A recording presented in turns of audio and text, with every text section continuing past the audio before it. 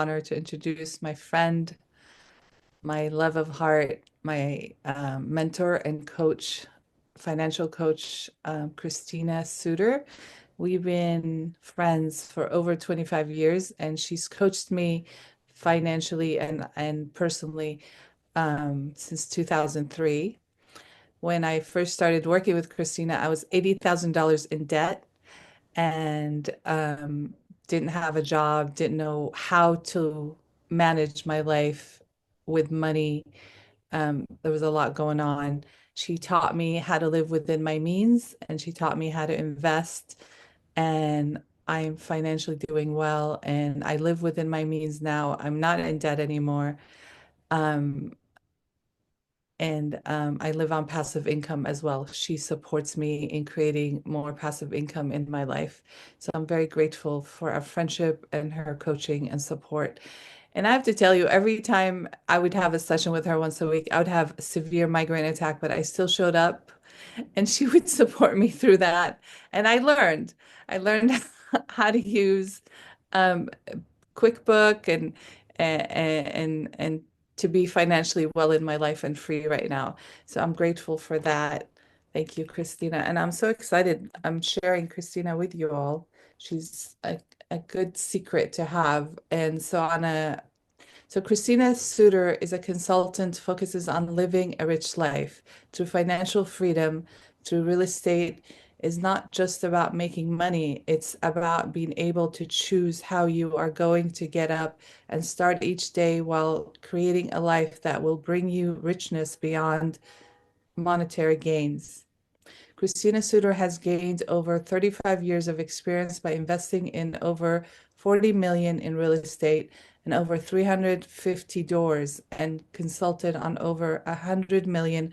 Christina can help you design your investment portfolio from the top down while focusing on your personal growth, goals, and quality of life.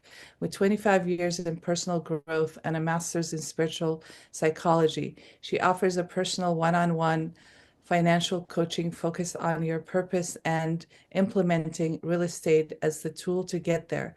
Christina has consulted for individuals, families, and highly qualified real estate management services. She's a teacher, author, speaker, and most importantly, a mother. And she's extremely loving and kind in how she shows up for you. And because of her spiritual uh, learning, she also holds the spiritual aspect of you are loving, you are free, and I got to experience that personally. So thank you, Christina. I love you, and you're on. You too, sweetheart.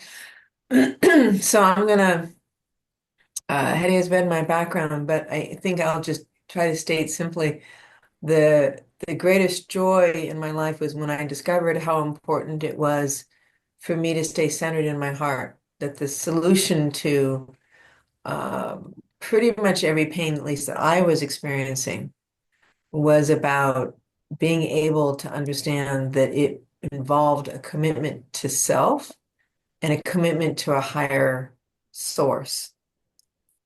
And um, all the work I do, the students I teach, even being a mom, for me, hopefully, is an expression of my sense of purpose on the planet. What is it that God or the higher source placed me here to do? So that's my greatest joy. And since you guys are a community all about that, I think I can share that pretty straight up. So this presentation is meant to both talk to a higher possibility while also potentially tweaking your conscious mind. So let's see how we walk through this dance together and what shows up. So I am going to share. Let's see. Hold on a second. Do, do, do, do, do, do, do, do, do, do, do, do, do. Do, do, do, do, do, do. Do, do, do, do. All right. Um,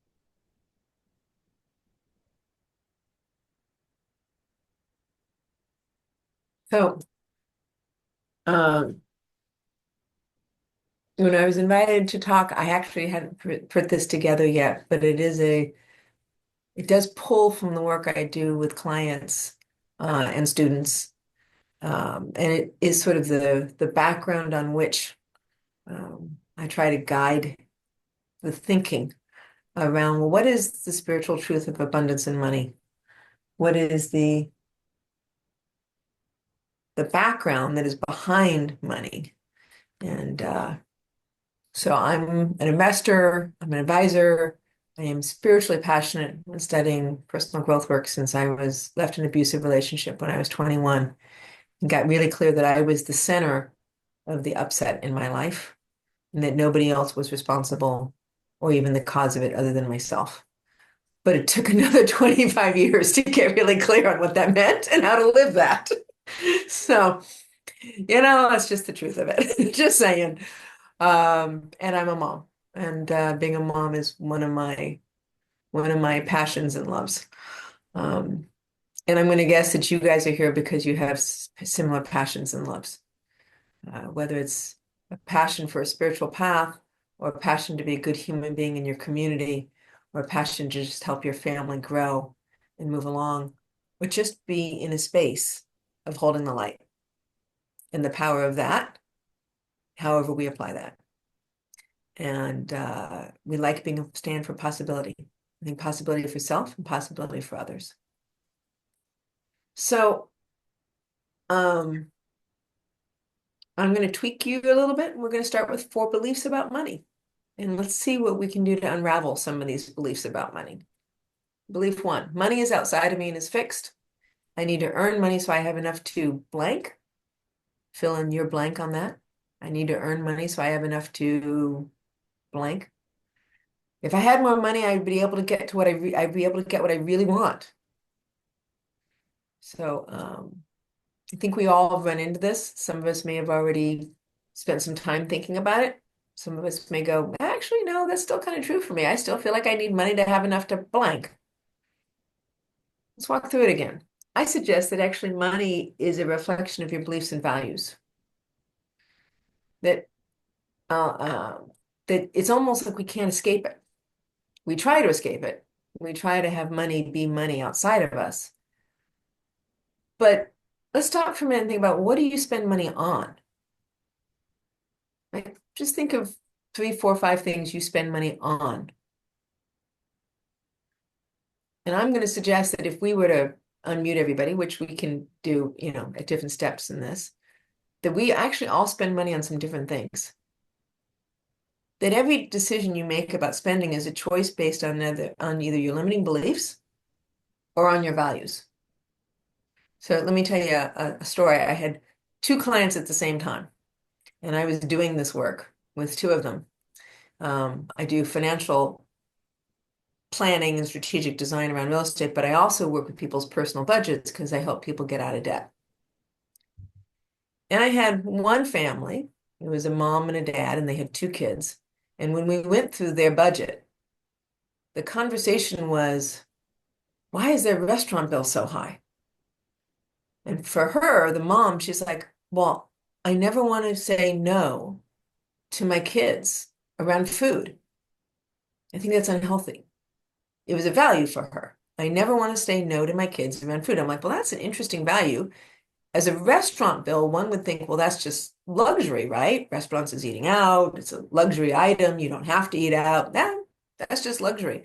But for her, the restaurant bill was a statement of value, a value she had about being a parent.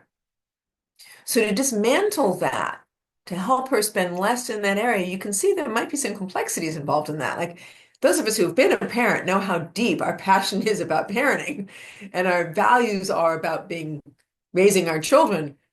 So the restaurant bill wasn't simple. It wasn't laziness or ease. And at the same time, I had a client who had polo ponies. And her value was around her polo ponies.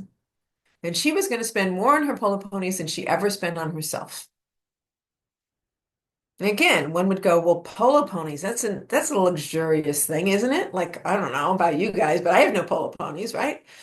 I have no polo ponies, right? But for her, they were her children. So she would always spend more on her polo ponies. And we're going to get into an exercise where you guys get to kind of contemplate some of this for yourself.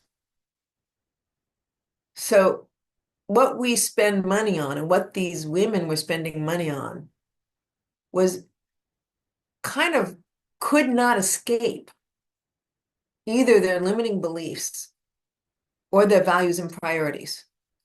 And having done budget after budget after budget with people, I have discovered you can't escape. The way you spend money is out of your thinking. Just is. Can't change it. You can change your thinking, but you can't change that spending money is a representation of your thinking. So when you start seeing money as an expression of who you are, you begin to realize that actually you're a choice. You're choosing. Good news is that means that you know that you now have the power to choose. Also, if that's possibly true, that you spend money out of your beliefs are something you can actually have control over, and that we've learned how to shift our anxiety. We've learned how to shift our concerns. Then you can also get to the point where it holds no power beyond the meaning you give it.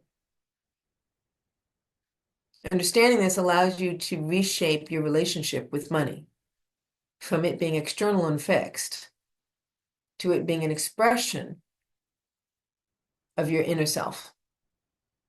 And we're going to keep walking down this path. Belief two. That's a nice thought, Christina. That sounds really great and spiritual, but I have to pay my rent and buy my food. So, money's actually about survival, isn't it? Or safety. So how many of us would say that money is some version of survival or safety? Thank you. I love it. Thank you for the honesty. Honesty is welcomed. Right? Well, let's tweak this for a minute, if we may.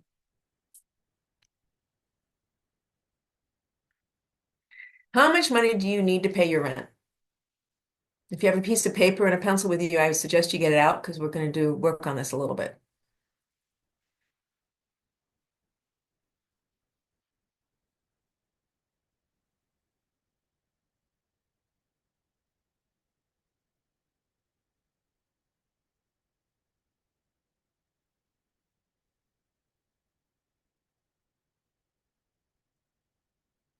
Thank you for being willing to play with me. I appreciate it. All right. How much money do you need to pay your rent? Write it down.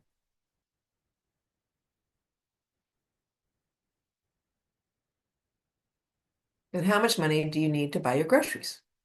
Write it down.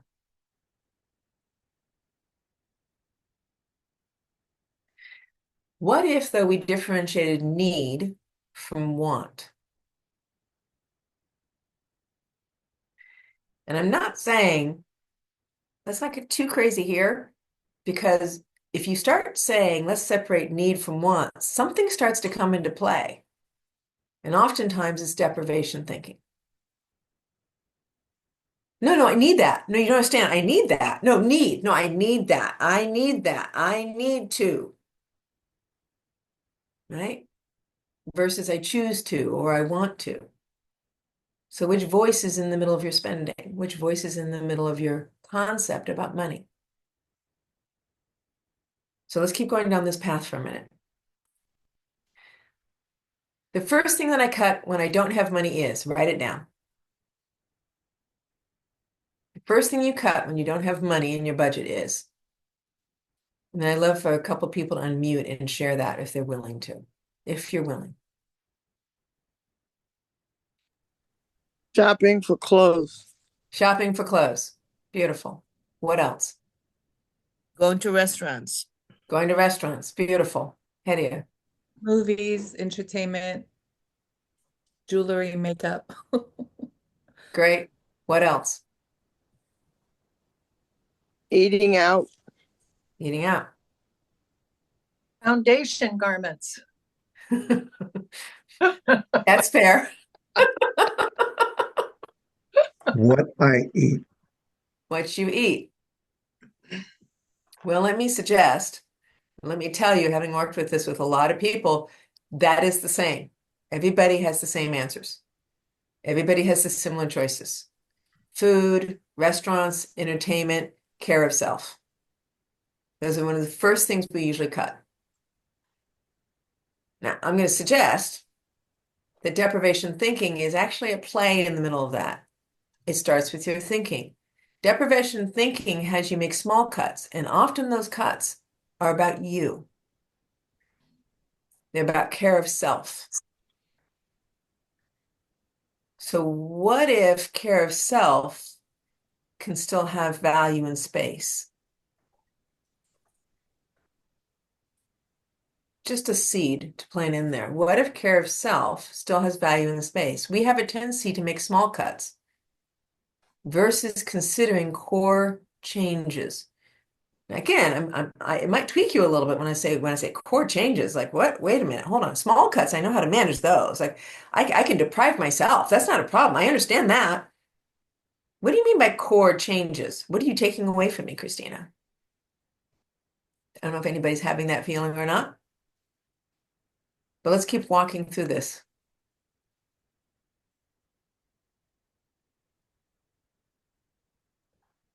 So it starts with your thinking. So let me describe to you again a story. So I had a client. I had two clients at the same time. I love how this works out. I had one client who was making $250,000 a year, and I had another client who's making $2,500 a month. Two clients, all at the same time, and they both complained about not feeling like they had enough money, and they both complained that they couldn't take care of themselves with the money they had, and they both complained that they felt like money was against them in some way. The one who had $250,000 a year in income, she would go to those payday loans and get payday advances of $250, $500, and pay $50 for every advance. But the other client I had who was making $2,500, I work with a lot of females, not to disregard you men, I work with a lot of men too, but I work with a lot of females as well. She would very carefully buy 1 cup of Starbucks a week. Yet they both struggled with the concept of money. So if money was about external and fixed, then why would they both be struggling? So maybe the core of money doesn't actually exist in money. Maybe the core of money has to do with some version of enoughness. What is considered enoughness? All right, keep playing with me here. So deprivation thinking has to do with the concept that we're going to cut food versus core changes. What would a core change mean? A core change would mean that you take the largest pieces in your budget and you look at those largest pieces and you go, do I really need this? If I live in a house in Venice Beach with a client did, and I'm paying $6,000 a month on my mortgage for my house in Venice Beach, because I believe that's what I need. What if I changed that so that I didn't live in Venice Beach and I lived somewhere else and I paid $3,000 a month? Would that $3,000 a month be more meaningful than the $300 that you can cut from your food budget, from your spending budget, from your entertainment budget? Now, again, I'm not trying to trigger your deprivation thinking. I'm actually trying to get you to the opposite thinking. So just sit with that concept for a minute. Look, whoa, what if I made some core changes in my life? What if I was willing to face my conversation around need? The other thing I find that people do is they often take care of others before they take care of themselves. No, I have to. You don't understand. I have to send money to such and such. No, I have to give. I have to. You see, I have to take care of. I have to. I have to do it. I have to. And then the question becomes, But don't you have to for yourself? So I used to go to this workshop for years that said, take care of yourself so you can choose to take care of others. Because deprivation thinking would represent or have the concept of that you're less important. And when you feed that thinking to yourself that you're less important and you use money as a way of confirming that, then what happens? Well, you're less important. You've created that, and your money will represent that to you. You will not have enough because you're not important enough to have it. And the other one, which I've seen a lot of, is debt versus savings. I have to pay off my debts, but I can't save any money. I'm in debt. How can I possibly have a savings account if I'm in debt? I owe people money, Christina. I can't possibly save money. I'm like, but wait a minute. What happens is you get in debt and then you spend time getting out of debt, and then life happens. A tire pops or a refrigerator breaks or a birthday party shows up or something important. And then you spend money and you spend money by getting back into debt. And then you spend time getting out of debt and then something in life happens and then you're back in debt again. So that's a cycle. I'm going to suggest that if you believe that you are as important as anything else in your world, that you can save half your money and spend half your money on your debt. Because if you choose that, then when life shows up again, because it will show up, it always does. Life is living, life is abundant, life is constantly moving, life is constantly coming to you. If you save money and pay your debt off, guess what? You now have a choice to be with life without having to be in debt. You now have the control and the freedom to choose. But if you give it away because you believe debt is deserves more than you do, then debt gets to choose and you don't get to choose.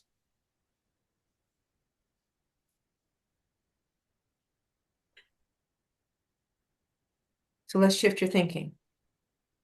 To transform your financial habits, start by making your spending choices conscious. So I'm going to have you do this right now, and we're going to spend about 5 to 10 minutes doing this.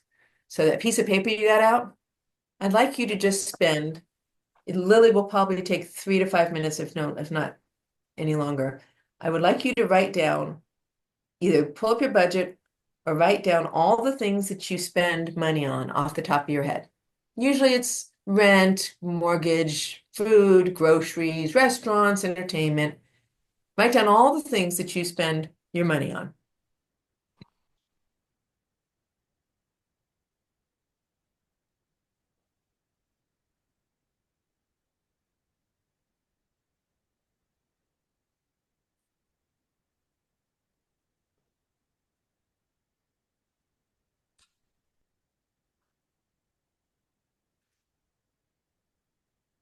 And I'm trying to see all you guys who are with me here. So take a couple minutes. Give me a nod when that list is complete or complete enough. Remember, our intention here isn't necessarily accuracy. Our intention here is being able to understand our thinking. So write it down until your thinking is quiet.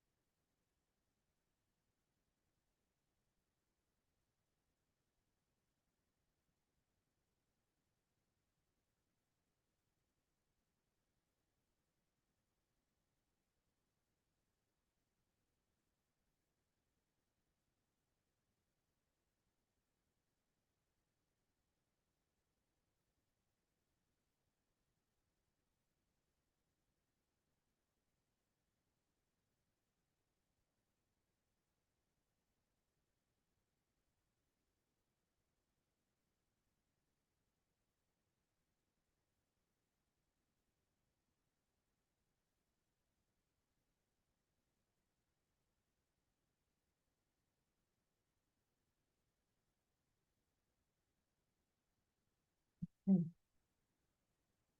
about 2.5 minutes in. How are you guys doing? Need a little more time?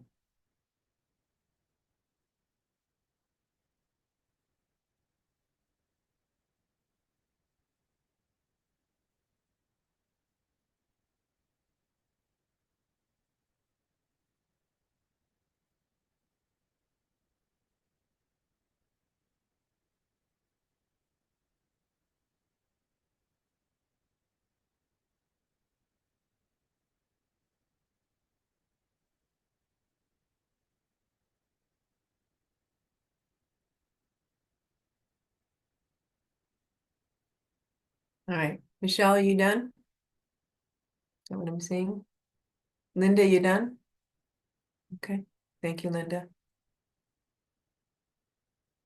Levita, you're done? Great. Michelle's done. Sarah, you done? Nope, you're still working. Okay, you're done. Robin, done? All right. Are most of us done? I think we're mostly done. Okay, great. Now I got another exercise for you. The next exercise I want you to do is I want you to spend another 3 to 5 minutes. And here's what I want you to do with your list. I want you to prioritize it. I want you to say, if I had no money to spend on anything except this one thing, this one absolute thing I had in my life, no money, but to spend money on this one thing, what's the one thing I would make sure and pay? No money, but this one thing. And I'm saying this in a very specific and intentional way because we're dealing with the mind.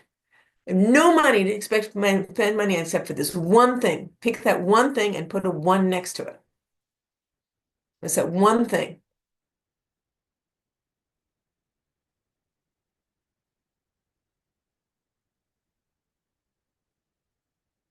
We all got it?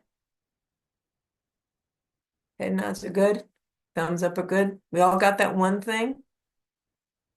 Beautiful. Okay, now I have no money. I've paid thing number one, but I have no other money other than this absolute. I can pay this next thing, just this next exact thing. I have no other money, but I paid number one and number two. What's number two? What would number two be if I had no other money but to pay number two? What would it be?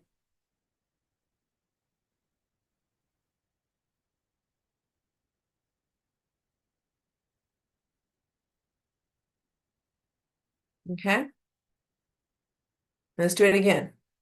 I have no other money. I paid one and two, but I have just enough money. I'm gonna just barely be able to pay number three. What's number three? I've got enough money to pay number three, but what is it? I've paid number one, I've paid number two. What's number three?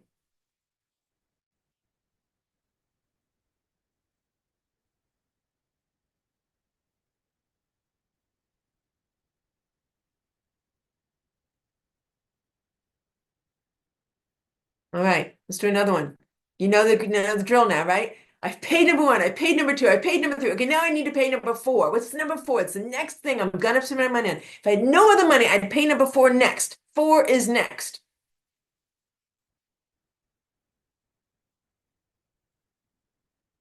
Okay, and now let's get to number five.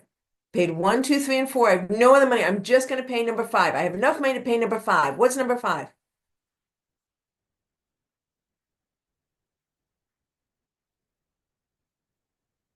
Okay.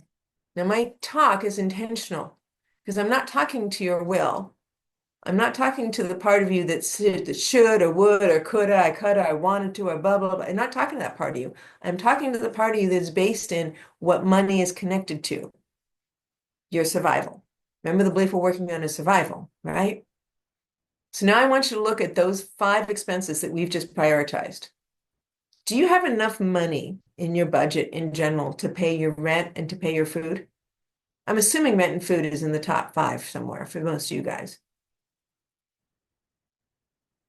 Okay, so Lisa does not have enough money to pay her rent and her food. Okay, good. Anybody else not have enough money to pay their rent and food? Okay. So I want you to acknowledge when it comes to survival, and Lisa, I'll talk with you in a minute. When it comes to survival,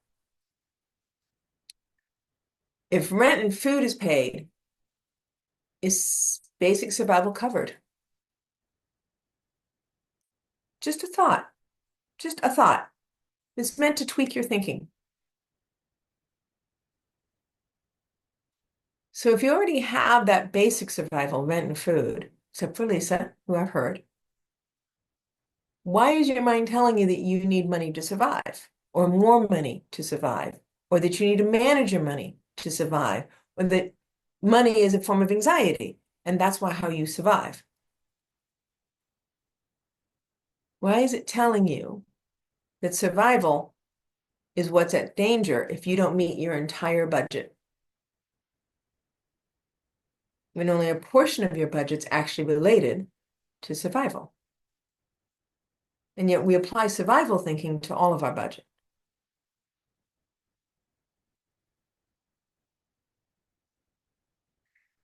Okay, now that you have a list based on priorities and you can finish this exercise, and I really, really encourage you to finish the exercise. I really do. And Lisa, I encourage you in particular to finish this exercise from beginning to end. Now you go, okay, I can now have a list of spending based on my priorities, me, who I am. Not the shoulds, not the wouldas, not a couldas, not a blah, blah, blah, not the city says, not my friend says, not the da-da says. I have a list of spending based on my priorities. You can develop a conscious spending plan that reflects abundance rather than scarcity. You shift from, I shouldn't spend much money on this, I shouldn't spend money on that, I'm spending too much, I shouldn't, to, I choose to spend money on what matters. And I start with 1, 2, 3, 4, and 5. And anything above survival is 100% choice. And it's based on my value systems. Do I love my polo ponies? Do I love my children? You're spending money based on your value systems anyways. The polo pony and the children were a really good example of these women were spending it based on their beliefs or their value systems anyways. So now start with I choose to. And when you go all the way down your spending plan, there's 2 things you can do. One, if you actually need to cut your spending plan, you start at the lowest priorities. How do we know this is the place to start? Because you've declared it. Those things are the less important. How do we know? Because they ranked after everything else. So you literally just start at the highest number and work your way back. Do I really need to spend money on the fastest DSL possible? Or can I spend money on a lower DSL plan? Do I really need to spend money on having the car lease that I have? Or can I spend money on something else? Because I know those were the least important. So now I'm not depriving myself. I'm not in a state of deprivation in the conversation. I'm in a state of standing for my beliefs. Deprivation believes we don't have enough. Beliefs says I'm in control of my life. So go, if you really want freedom, go all the way through the list, all the way down to 50 or 60, because it's going to be that long for many of us, and work your way up. Now, Lisa, I'm going to challenge you to consider some core changes. What would it mean if I made core changes in my life? Am I needing to live somewhere different? Am I needing to get support from somewhere different? Am I needing to make a different car choice? Is there something I can choose that is based on my value system? So I have space in my life and my budget to take care of me. Because if you have no money for you, I can tell you guys, if you need nothing for discretionary, you never eat out, you never go to the movies, you never buy a Starbucks coffee, you never do any of those things, ever, you are forcing your brain into deprivation thinking. You are forcing yourself to live from the space of not enoughness. It just is. It's just the way the instinct works in our brain. Okay? Now, you embrace money as a tool rather than a limitation. This is what an abundant world can be experienced this way. Remember, you have the money you need, many of us, for rent and food. Okay. Ah, my A is tiny on abundance. That's so funny. It's meant to be big. Abundance is a big thing. All right, guys. How long do I have left, guys? Somebody tell me how long I have left. About 5 minutes and 5 minutes of questions and answers. Okay, great. So I guess my question is do you guys want to use the 5 minutes for question and answers right now? Are you guys full or are you guys ready for more? You get choice. I'm giving you guys choice. Take it. Okay, I'm gonna more. more. All right, thank you. I appreciate the ownership of choice. That's fantastic. I'll take it. All right. Christine, what does that say? Abundance is having enough money to experience what? Abundance is having enough money to experience the vision in your head. So let's play for a minute, if I may. So I want you guys for a moment, just think about that thought. We all have the thought. We all have the thought. If I have enough money, the life I would live is this. If I had more than enough money, if I won the lottery, if I had more than the life I would live is this life. Think about that life for a minute. Just think about it in your head. Just hold it for a minute in your head. What would that look like? If I had enough money, the life I would live is this. Okay? Think about it. Think about it. Now, think about not the money, quote unquote. Think about the feeling. How I would feel is, write down 3 feelings. How I would feel is,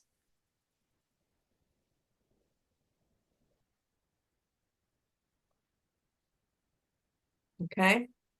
Let's unmute for a minute and tell me some feelings. How I would feel is Safe, Freedom. loved, and happy. Free. free. Anything else? Generous, Generous. Guess what? joyful, Joyful. expansive. I love you guys. This is so good. Guess Good. what? They're all like that. How does it feel? What you really want isn't money, guys. What you really want is the vision in your head. What you really want is the experience of freedom. We all know rich people. Are they happy? Not always. We all know poor people. Are they sad? Not always. So what's the truth of abundance? The truth of abundance is financial for freedom begins with committing today to the vision you have in your head, because that's really what you're seeking, isn't the money. You're seeking the vision. You're seeking freedom, love, passion, grace, excitement, integrity. So why don't you commit to that today? If money is a representation of the vision in your head, which it usually is for most people, then what you're wanting to create isn't money. What you're wanting to create is your freedom now. So why are you waiting and using money as an excuse for your freedom now? Now, you guys are all committed to a spiritual path. You're all committed to your inner work. You're all committed to what that means. So many of you guys know this already. It's not about money. If you're waiting for money, that is an excuse. It is the work you're doing already. Okay. Money is not spiritual. Okay, it's the love of money that's not spiritual. We understand that now. Many of us know that now, but let me suggest that money is not just a neutral in the world. The money is spiritual. The money is spiritual. Why? Because money is a spiritual tool. Having time and space be limited is part of our journey being in a body. Anybody familiar with that concept? Having time and space being limited is part of the journey of being in a body. We accept that death is part of our urgency in getting our spiritual work done while we're alive. We accept that being born is the choice to be on the planet, to increase our spiritual path, to increase our understanding as spiritual beings. Some version of that you might relate to. Guess what? Eating and shelter is just as much part of the system that's been created. Being in harmony with time and space is the same as being in harmony with money. It's part of our spiritual job to be in harmony with money. Money is intertwined in our spiritual journey because it's a tool we've created to navigate the physical limitations of time and space and need. Just like eating and time gives our life structure, purpose, money helps us live meaningfully within the constraints. It's not outside of our spiritual path. Money is.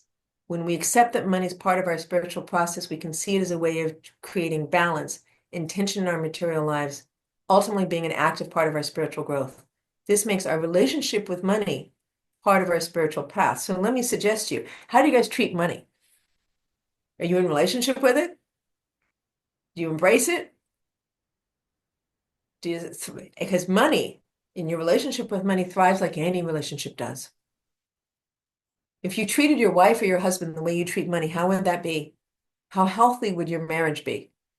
How healthy would your children be if you treated them the same way you treated money? You disregarded them. You resented them. You didn't like how they behaved. You were frustrated that they weren't enough, that they constantly didn't give to you.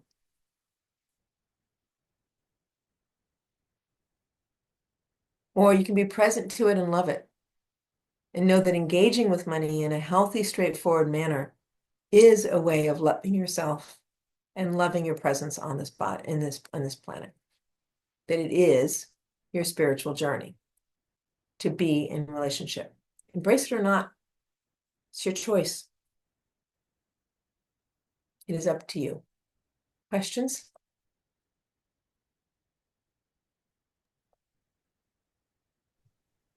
Yeah, it was I, a lot to take in, guys. There was 4 tweaks in a row. Talk to me. I have a question. So Yes. I, I've up-leveled my financial connection and learned to have a good relationship. How do I go to the next step of, I just realized from your talk, I still live in deprivation. That's still in the back of my consciousness, even though I do affirmations and prayer and it's not just with money, it's my health. Um, so what suggestion can you give me to release that deprivation? It's like a core thing that I came with in this lifetime that I've been working on releasing for a long, long time. If you have, I will do my best. That's it's a core belief. And like any core belief, it takes time, energy, and love, yeah. right? Period. We have worked forever on our core beliefs, at least I have for 25 years, and will continue to do for another 35 to 40 years, however long I'm on the planet.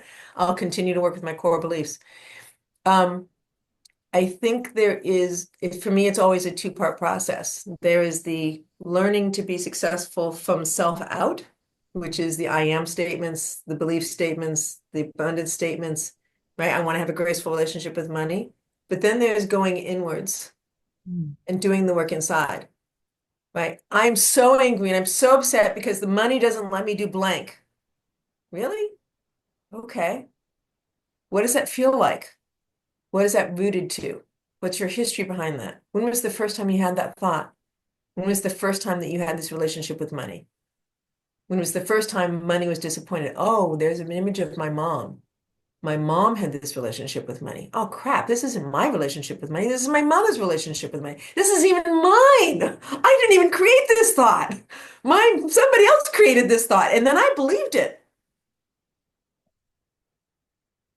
So what would it mean to untangle the concept of money, both from our family, our tribe, ourselves, our histories, our injuries, and the world, the advertisements, the going out and saying, hey, let's go have dinner together. I know you this one. I know, Hedia, you might relate to this one. Let's go have dinner together. And it's like, well, dinner together usually means money. Well, what if going out to dinner doesn't mean money? What if it means friends? Mm. What if it literally means friends? Hey, can I get a cup of water? That'd be really great. Thanks. I love hanging with my friends. And then the question becomes, are you focused on the deprivation, or are you remembering that what you're really wanting is the freedom from your limitations? And part of freedom is hanging out with your friends, because that's what we're here for, is to have a joyful experience. Christina, this Yes, is very valuable information. I can't get enough of it. Maybe you could come back for another time. it's all good, Sam. Thank And we you. need your Appreciate it. contact information. Sure. So I'll we put should it in wrap the it up chat. then.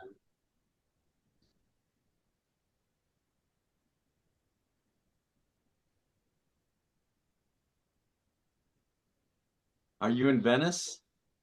Pasadena. Close. Close. Thank you, guys. I appreciate deeply the willingness to let me tweak your mind and your thinking. My hope But is I'll, freedom.